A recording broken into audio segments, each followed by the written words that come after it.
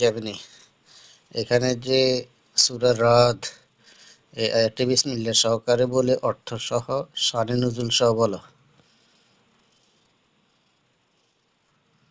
অবশ্যই সূরা রাদের প্রথম আয়াতটি বিসমিল্লাহ সহ বলে আমি তার অর্থ এবং শানে নুজুল সম্পর্কে আলোচনা করব।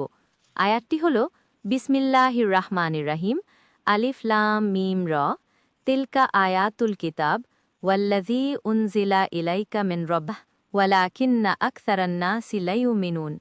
বাংলা অর্থ আলিফ লাম মিম র এগুলো কিতাবের আয়াত, আর যা তোমার রবের পক্ষ থেকে তোমার প্রতি নাজিল হয়েছে তাই হত্য, কিন্তু অধিকাংশ লোকই ঈমান আনে না।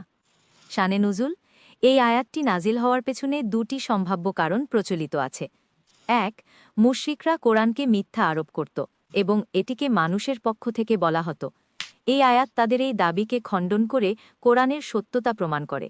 দুই, মক্কায় অবস্থানরত মুসলমানরা মক্কার কাফেরদের ব্যবহারের প্রতি তাদের ক্রমাগত অস্বীকারের কারণে হতাশ হয়ে পড়ছিল।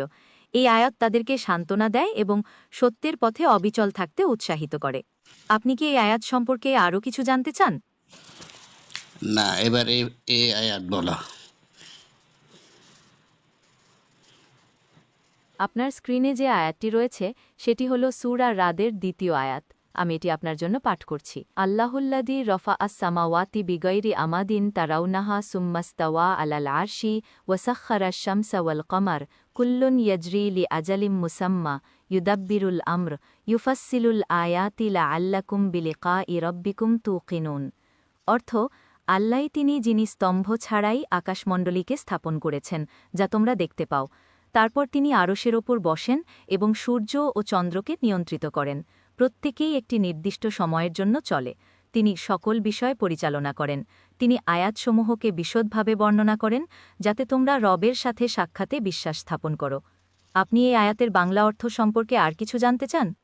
হ্যাঁ, এর উদ্দেশ্য কি? এই আয়াত নাজিল হওয়ার উদ্দেশ্য কি সেটা বলো। সূরা রাদের দ্বিতীয় আয়াতে নাজিল হওয়ার উদ্দেশ্য হল মানুষকে মহান আল্লাহর অসীম ক্ষমতা এবং তার নিয়ন্ত্রণাধীন মহাবিশ্বের নিদর্শনাবলী দেখানো। এই আয়াতের মাধ্যমে মানুষকে আল্লাহর রুবুবিয়াত অর্থাৎ সকল মাখলুকাতের প্রতিপালকত্বে বিশ্বাস স্থাপন করতে উদ্বুদ্ধ করা হয়েছে। এটি মানুষকে আল্লাহর প্রতি ঈমান আনতে এবং তার নির্দেশিত পথে চলতে প্রেরিত করে। আপনি এই আয়াত সম্পর্কে আরও কিছু জানতে চান? না, এবার এই আয়াত বলো। কোন আয়াতটি? আমি দেখতে পাচ্ছি আপনি সূরা এখন যে আয়াতটি ডিসপ্লে